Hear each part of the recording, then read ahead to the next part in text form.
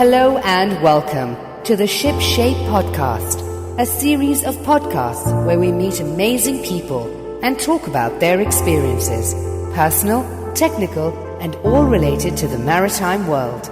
Come and dive in, dive in.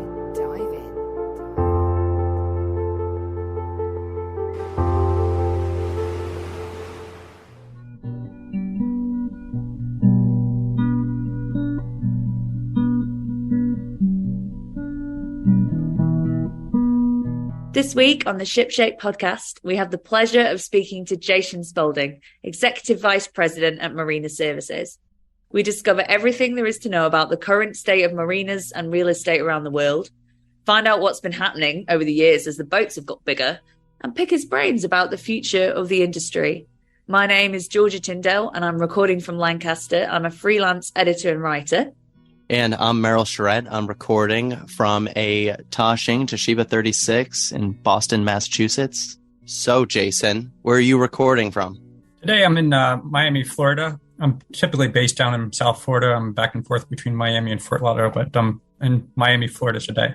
How's the weather down there these days? It has been sunny this past week, but we're getting ready for this cold front to come through and anticipated 2 to 3 inches of cold rain tomorrow. So it's a little bit unpleasant weather for us, but nothing compared to what's going on in the Northeast right now. You know, everyone's always told me that Florida is the hotbed of all things marine. What's your take on that? It's kind of a claim to fame thing. I think people in this market certainly buy into it and believe it, and people in other markets, you know, either stateside or internationally, would argue with that claim. For instance, Fort Lauderdale being the yachting capital of the world. Certainly there's a number of marinas there, a number of major refit and maintenance facilities. But I think being from this market, you buy into it and use that to promote your business and promote your industry. But I think there's certainly other places in the world that would obviously argue against that. So you're in the marina business. How did you end up there? The short version of a long story is I'm a civil engineer by degree, and I did land development for about 4 or 5 years. So I've been involved in real estate in some form or capacity for about 20 years now. I had post-civil engineering work. I started my own consulting company in real estate, and then I joined a large firm, international firm called CBRE, CB Richard Ellis, in 2008. They typically focus on the major, what I call 4 food groups of industrial, multifamily, office, and retail, and then have niche divisions. But regardless, they didn't have a real focus on the marina sector, marina boatyard, shipyard sector. So I pushed that initiative and started that group with internally CBRE back in 2014, and recently transitioned out of CBRE as early this year. That's kind of the short version of the story. Happy to discuss some other things that triggered that interest in getting the consolidation in the industry now. So when you were showing up back in, or I guess you didn't show up, in what was it, 2013 you said that you started working in marine? Yes, correct. So from 2013 to 2023, how has the market evolved over time? Specifically in the States, in the U.S., what really piqued my interest is I got wind of this change in regulations from the IRS, the Internal Revenue Service, back in 2013, which there was a preliminary change in the regulations in 2014 and then the final regulations at the tail end of 2016.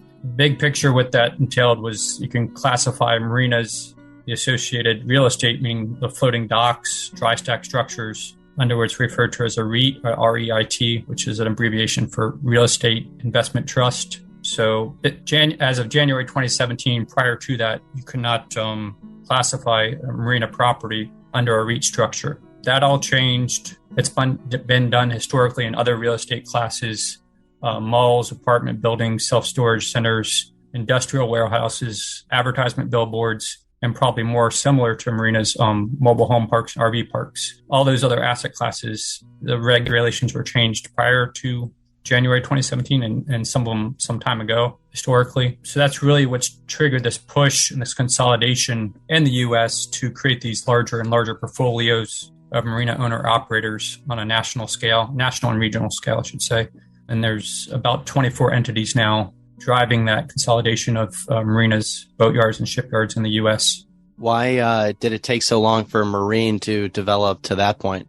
I think some parties tried to, certainly, and if you go back and look at history, there's some entities, a handful of entities out there in the U.S. that built their own portfolios, smaller portfolios, nothing to the scale we're seeing today regionally in the U.S. The IRS and the tax advantages with the REIT ruling really pushed the envelope on that. I think if you go back and look historically as to why it took so long to happen, it was probably a real lack of interest from private equity groups, from lenders, from banking institutions. If you go back 10 years, call it 2010, there was 4 major food groups, again, of real estate, multifamily buildings, office buildings, industrial warehouses, and retail, and then probably another 7 or 8 asset classes. And then maybe marinas from a bank's perspective or lending perspective on interest in lending. They didn't really understand them. They didn't understand operations. They didn't understand how to underwrite them. They didn't understand how to perform them over time. So there's really a lack of interest from kind of the investment community, be it private equity or banking institutions in specifically the marina asset class. From like an idiot's point of view, what are the sort of fundamental differences between, marine real estate and normal real estate? As just someone who doesn't know anything about it, what would be the key differences? Well, I think it's a good question. I think from an operational standpoint, first of all, comparing it to other asset classes, you obviously have to be on the waterfront. And if you're trying, if you're in a major metro or major area population and you're trying to acquire waterfront land for purpose of marina, you're typically competing against apartment developers, condo developers, mixed-use developers, who can pay a much higher purchase price overall because they can go vertical. They can build 300-400 apartment buildings or condo buildings on that same parcel of land, and they're paying on a density basis, a purchase price per unit. And if you equate that, if they're paying $100,000 a unit or $50,000 a unit, whatever the case may be, and you correlate that back to a price per square foot or price per square meter, it's much higher than a marina developer can pay. So that's kind of the first barriers to entry. Creating a new marina. On the operations standpoint side, it's really a customer service driven business. I've always believed in that and always said that. You're accommodating the boater customer base. If you're not, if your boater's not happy or the boater staying in your marina is not happy, they're going to go elsewhere. So it's a very customer service driven business. There's a number of factors that come into play from a development standpoint or operational standpoint on the shelf life of docks. I can replace docks every, 20, 25 years, whatever the case may be, depending on the construction. There's a big change now in customer boating base and vessel sizes and increasing larger, wider vessels. So a marina that was built maybe 20, 25 years ago may not be able to necessarily accommodate today's customer base. So there may be some slip vacancy due to a specific marina not being able to accommodate today's customer base, the full range of customer boaters. You have to deal with things like dredging out if there's silting in the marina, and engineering issues, and then environmental studies. Here specifically in South Florida, they have manatee protection programs. You're doing lots of additional steps on the environmental side that may not be required as compared to something on inland development. Yeah, for sure. I'm really interested to pick up on what you said about today's client base and basically, putting it bluntly, boats are getting bigger. So tell us about how the sector is having to kind of catch up with that. Just speaking as someone with, knowledgeable about the super yacht industry, I can tell you yachts are getting a lot bigger. So what is the impact of that, basically? I think it's in transition. It's happening as we speak. So again, if a marina was built historically 20, 25 years ago, a large center console at that time was 30, 35 feet. And today we're getting that 55 foot plus center consoles. So if that marina is built to a customer, specifically built to accommodate that boater customer base at that point in time, some marinas have been be able to repurpose those older slips, but it's going to create this reconfiguration, in my opinion, of existing marinas. So the real value in the marina is that they have the existing rights to operate those slips from all the overseeing local entities, city, county, state entities to operate that marina. And if these larger vessels, we're pushing towards a larger and larger vessel customer base, they are going to have to figure out a way, how do we reconfigure our marinas? How do we expand our marinas to accommodate that today's customer base? And then pushing towards the super yacht, mega yacht sector, certainly from an ownership perspective and profitability perspective, a 150-foot yacht is much more valuable to have in a marina than versus, say, 350-foot boats. Exactly, yeah. So So, and you've already mentioned the service element as well. Does that mean that, frankly, these marinas are going to have to ramp up their level of service, what they're actually offering to get these clientele in? Certainly helps. It's a value add per se if you have on-site amenities for crew, for F&B or nicer F&B, or I'd say food and beverage, a restaurant component. Thank you. I wouldn't have known that. Sorry, real estate terminology. I like a bit of jargon. Throw it in. Go on. A nicer restaurant component, better amenities, obviously restrooms, bathroom facilities, laundry facilities, being able to accommodate crew, potentially gym or workout facilities for the client, both the client and the crew. So some of those on-site amenities, if you're within a few miles or 5 miles of another marina that doesn't have those entities, obviously that creates an advantage for your facility. Well, what I'm hearing is that owning a marina and operating it is a ton of work to actually do. And how you brought up the apartment complexes, because I've seen a lot of marinas that are also like affiliated with like condos and various other things. So I'm wondering, are these marinas making a ton of money? Is it a better financial decision to be building condos than it is to be building marinas, especially if they last 20 to 25 years and you have to replace the docks? That sounds like a fortune. It's a good question. I think it really depends. There's a couple of things there. I think from the development standpoint or real estate, big picture real estate perspective, it's what you know, it's what you understand, and somewhat geographically dependent. So there's some of the other asset classes, I would say specifically as we speak right now, condo and multifamily development and industrial warehouses. Those sectors of the real estate market have become so oversaturated and so competitive where they're killing each other basically to get a deal done. If there's a potential acquisition, they're beating each other up on pricing. So it inflates. More competition creates higher purchase price and more competition. So some of the private equity groups who have historically pursued those other asset classes are now looking, they call it alternative asset classes, which can be self-storage centers, mobile home parks, RV parks, marinas. I mean, there's a number of alternative asset classes per se from an investment standpoint. But because of this IRS regulation and what I refer to as the read up in the sector, it's really been the game changer for some of these private equity groups and lending institutions providing the funds for new development. So I'll ask one then. What do you think are the main character traits you need to be successful in working in real estate, whether that's marine or more, commercial real estate more generally? What are the character traits you think you need to be, top of that game?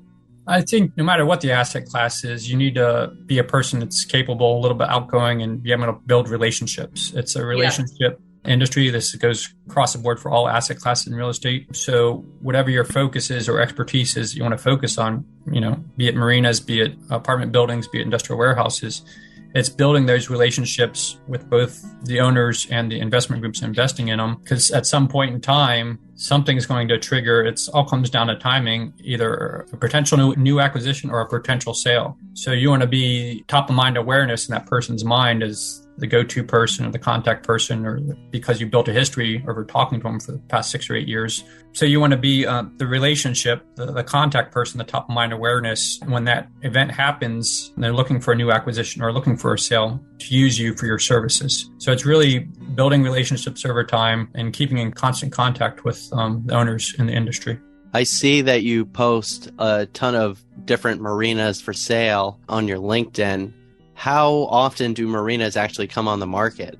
Is there like a huge buying phase that's going on?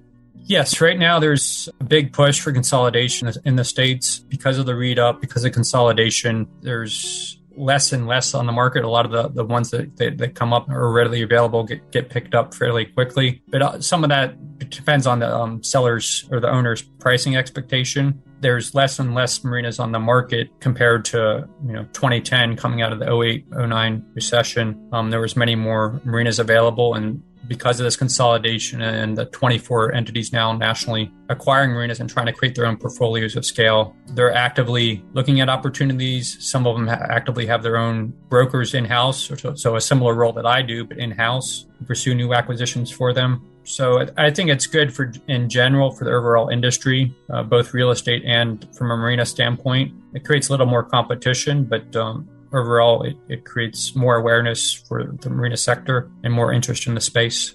So one of the things is you kind of see it in pretty much every facet of marine. If you don't have experience with marine and you're coming from some outside perspective coming in, it is exceedingly hard to actually, get people to connect with you and really be able to move the needle. So how much skill do you need to have with knowledge of like maritime in order to be successful? The more knowledge in any industry, any sector, any job, the more knowledge and experience you have comes with time, and it certainly helps. And there's no shortcuts per se to get that experience or knowledge. Every transaction, every deal that I'm involved in, I'm still learning something new, a way to structure a deal under a purchase and sale agreement, a different sell side, buy side, depending on what side I'm representing in a transaction. I still learn something new in every transaction I'm doing today. I think with technology, obviously the internet and everything being out there today, it's easier to gain some of that knowledge. There's some very large industry events now, nationally and internationally, that can help you speed up that learning curve per se if you're trying to get that knowledge. There's Association of Marinas Conference and Expo, which was formerly known as International Marina and Boatyard Conference. That's one of the best events in the U.S. It's coming up at the end of January. It's actually here in Florida in Daytona Beach. But that specific event has lots of educational seminars attached to it, daily events, breakout sessions throughout the day, and all kinds of topics regarding operations and management of marinas. That's anyone who's looking to get into the industry or looking to gain some knowledge in the industry or is new to the industry. That's the first event I recommend they attend, and it's an invaluable initial experience. And they also typically do a marina tour, a local marina tour, where they'll take you around to 4 or 5 marinas. It's an tack on to the actual event. You're paying extra for it, but they'll go through 4 or 5 marinas locally and explain some of the operations and management components of those local marinas. That's also a great way to get some quick knowledge and learning experience. But outside of that, there's also, there's literally somewhere in the world an boating industry, marina industry event every week of the year. So there's boat shows, there's the other international conferences, ICOMA is another large marina industry association. It's the Marina International Council of Marina Industry Associations. There's MRA, which is a Marina Recreational Association out in California. There's large industry kind of B2B events. Mets Trades is currently going on. It's wrapping up, I believe, today in Amsterdam. Yeah, that's a great event, that one. Highly recommended. I'm not there, but I should be. So there's all these events nationally, internationally. A lot of them have, outside of the event itself, educational seminars. They have speaker events, keynote presentations. So that's kind of on the event attendance and building relationships perspective. Yeah, I think what Meryl was saying about it being difficult to jump into the industry from the outside, there's definitely some truth in that. But when I started working as a journalist within yachting, I had no knowledge whatsoever. And I think what you were saying, Jason, about all the different maritime events that are out there shows you that it is possible to do that. You can kind of immerse yourself in it and get to know the industry really quite suddenly if you want to, if you're just willing to kind of network and be open-minded. I don't know how you feel about it, Jason, but I found the industry to be quite a friendly place, actually. Yes, so it's one of the first things I noticed about this sector, the marina sector, when I started focusing on it back in 2013, 2014, was that everyone seems to be willing to help out everyone else. It's a tight-knit industry. A lot of people know each other within the industry. They used to work at one company or now with another company, so they understand what others in the sector are doing. But it's been outside of the industry events. It's a great relationship. People are more than willing to help you succeed. It hasn't gotten to that point of sharkiness, referred to as sharkiness or competitiveness as some of the other real estate asset classes. That's really interesting because, I mean, the moment you mention the word broker, there's a load of associations with that word broker in terms of, being a bit sharky and possibly undercutting other people. It's refreshing to hear that that's not been your experience. No, it's not. And don't get me wrong, there are brokers out there who are out solely for their own purposes. So I try to act in a manner on a consulting basis, meet whatever my clients' needs are, have an initial discussion with them, give them some options on exit strategy or potential sale. But overall, if a broker knows what they're doing and they're providing the correct guidance in consulting, there's multiple ways to sell a property or or Marina, from a mass marketing campaign to a quiet off-market offering per se, where you're just going to your top 15 or 20 buyers. But as long as you're providing the client the guidance and meeting their expectations, I always tell my clients, from me going through that process, whether it's a mass marketing transaction or a quiet off-marketing transaction, if you get down to the top 3 potential buyers, you're creating your advantage that you're adding is you're creating a competitive process. Anytime you have a competitive process, you're typically increasing the purchase price. And that can be anywhere from 10 to 15% increase in purchase price from the owner saying, well, I'm going to sell my property. I'm going to do it myself. I know the likely buyer. I'm just going to sell it to him directly. This show was sponsored by MIDA, the Marine Industry Digital Agency. We know a lot about the marine industry. Whether it be service, sales, repairs, we have it covered. Right. How are we going to help you? Easy. We are MIDA, the Marine Industry Digital Agency. Our marine knowledge, whether it's basic web development, adding video, sprucing up that tired website, new feature or app created for your customers' phones, we have it covered. Traditional marketing, advertising, or PR companies don't know anything about the marine industry, but we do. Check us out at www.mida.pro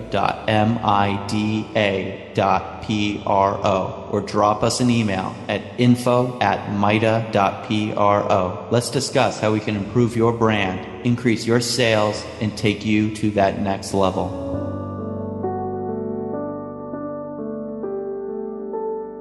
Welcome back to the SHIPSHAPE podcast.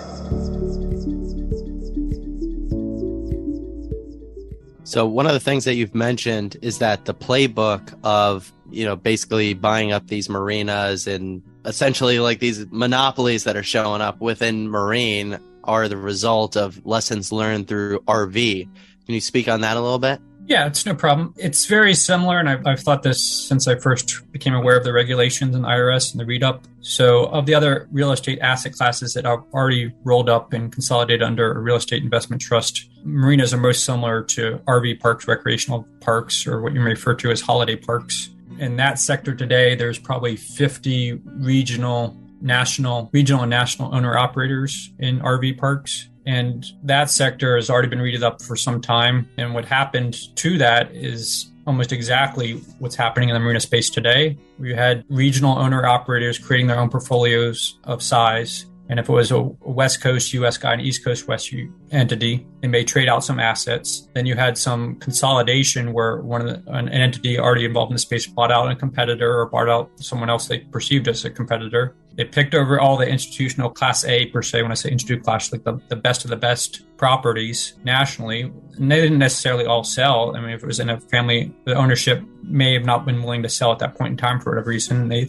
still retain the property. They picked over all the institutional classes, and that fund, the REIT, still needs to invest money over time. So then they had to expand internationally, going into Canada, and going offshore west in Australia, and going offshore east and into Europe, and looking at some other markets. So we've almost seen that exact same thing play out today. I think the first domino or potential domino was an entity called Equity Lifestyles, ELS, who's one of the second largest mobile home park RV park operator. And the U.S. partnered with Suntex Communities under a joint venture. That transpired a few years ago. Transaction I was involved in, Loggerhead Marinas portfolio. Long story short, ELS bought out the remaining percentage interest and controls the Loggerhead Marina portfolio today. But secondary to that, we've seen some other recent transactions. Sun Communities, who's the first largest mobile home park RV park operator, acquired Safe Harbor Marinas, who's the largest marina owner in the U.S. That's transpired about 2.5 years ago now. And then more recently, you've seen Westwreck Marinas acquire IGY, Island Global Yachting. Yeah.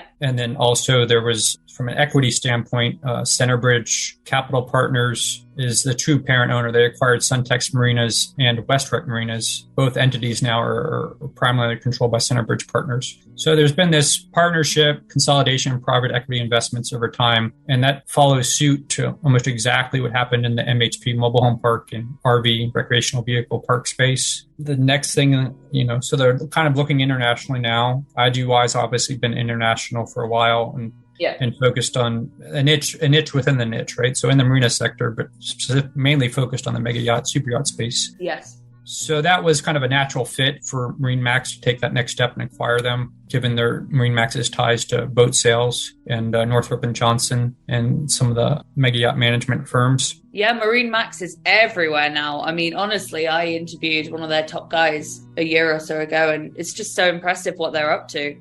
Like, they're just popping up everywhere. Gone from little boats to big boats, eh? It's a big step. Yes. No, it's a very large step, a logical step for them. I think it makes sense given their long-term strategy and goals. This international expansion, we've also seen it in some of the subsidiary entities. So like boat clubs, there's a big push for boat clubs over the past few years now. Membership clubs for go to a different facility and just rent a boat or have access to a boat. So Freedom Boat Clubs going through some pretty large expansion over in the UK right now. Yeah. Well, I feel like I just watched this movie about this. It was called Inception.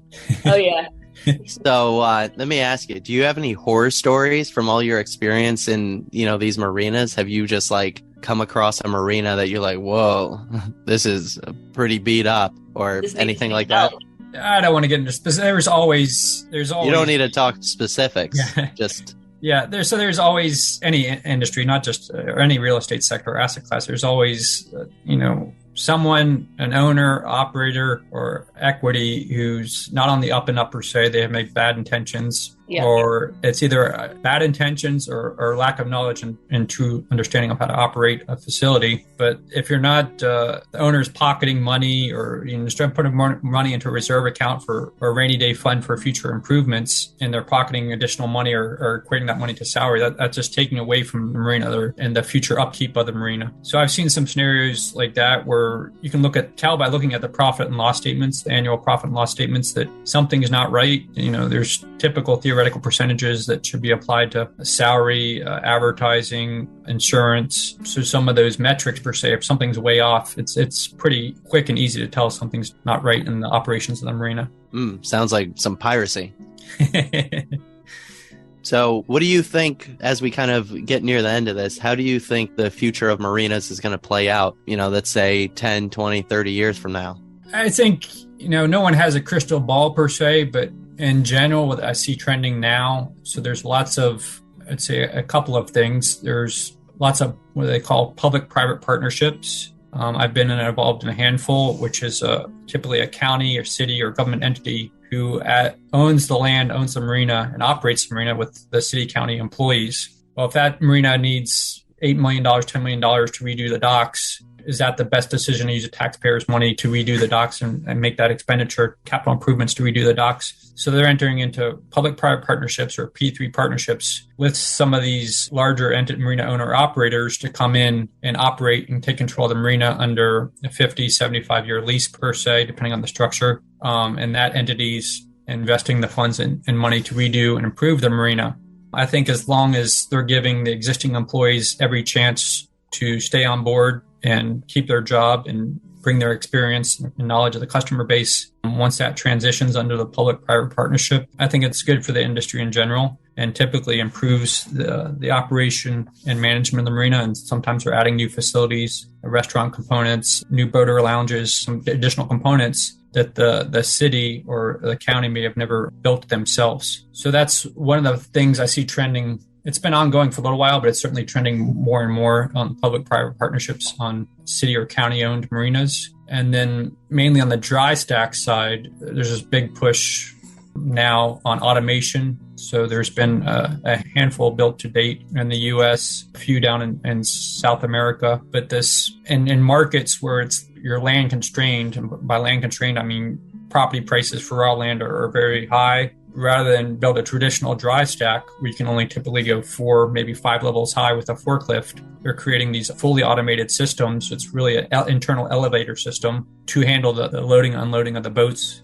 outside of the dry stack. I've definitely seen those. Yeah, so there's this big push towards dry stack automation, and there's push now, is there a way to include dry stack automation with another building, be it condo or multifamily component in the same structure? So under the automated dry stack, you don't have that wide 80-foot wide turning radius that's required by a forklift. And then you're also only limited by whatever the local land development code, whatever the local height limitation is. So in theory, you can go 140, 150 feet tall, 7, 8, 9 levels up on an automated system in the same building size square footprint that you could with a traditional dry stack. So you're getting typically anywhere between 30 to 40% more vessels in the same building size, ground level building size. Sounds like a boat skyscraper. Basically, yeah, that's a good way to think of it. And that's one of the big pushes on the technology side. And then also, on the automation side. On the technology side, there's more, it's evolving pretty much almost on a monthly basis now. I was going to say annual basis, but there's a big push in technology and how do we make marinas more, lost my train of thought. So boats are kind of like eternal, right? A lot of boats that were built 30, 40 years ago are still out there. And there seems to just be like more and more boats coming in. The fear of a recession, people have brought that up. But I've come to think that there's been such a push for awareness of boating over the past few years, and especially during COVID, that there's more people that want to get into boating than there are boats. So how does that factor in with the marinas? Because I've been hearing stories of people like, oh, we can't find a place to put the boat and we don't know what we're going to do. And I think on a long enough time scale, if there's going to be more and more boats, that might be a problem. Yes, it could be an issue. I think that's one of the thought processes, I think, behind this big push on the boat clubs, from Boat Setter, Carefree Boat Club, Freedom Boat Club, a lot of the individual owner-operators coming out with their own internal kind of brand of boat clubs within their marinas, is rather than paying whatever your monthly rate is, per foot rate is for your vessel, you can pay $400, $300 a month and access this number of boats in any one of our facilities nationally. So I think that's a way to address people. It's really kind of an entry point, I think, is the real intent there, to get people interested in boating who may have not been interested in boating, get them a membership club, and then to transition them into actual boat buyer and long-term customer at your marina. Yeah, get them hooked. Get on the gateway boating. That's what we're talking about, isn't it? Yes, yeah, exactly. Where in the world is the most exciting development in this sphere happening? Because you're obviously calling from the US. Is that where we should be looking? From what standpoint? From like a just marina development point of view. Yeah, there's a number of proposed projects going on. I think, you look at some of the entities involved in that side of the business, on the consulting and the engineering business. There's this push really globally. Outside of this hiccup in the economy and everything that's happening now, there's still this ongoing push really internationally. I don't think it's limited to any specific market per se. I know of a handful of developments proposed or in the works here in Florida. I think if you look on an international scale, if you look at Bellingham Marinas or some of the dock construction guys, engineering entities, engineering firms who are more focused on the consulting side, those guys are busier than ever on an international scale. Awesome, Jason. So where can people find you and get in touch with you if they're interested in any of your consulting or any of the things that you can do? No, I appreciate it. Right now, the best way to get a hold of me is on LinkedIn. I'm under Marina Services, Marina singular, services plural on LinkedIn. Or if you just Google me, I'm one of the few Spaldings internationally tied to marinas. So if you Google Spalding, which is spelled just like the sporting goods, Spalding, marinas, I'll pop up, given my history in the sector. But the best way to get a hold of me is just ping me on LinkedIn. I'm pretty responsive. Meryl loves LinkedIn. So is that how you guys met? Yes. How did I know? Awesome. Well, it was amazing talking to you. I appreciate it. It was a pleasure speaking with you both, and I appreciate the opportunity to have a discussion with you.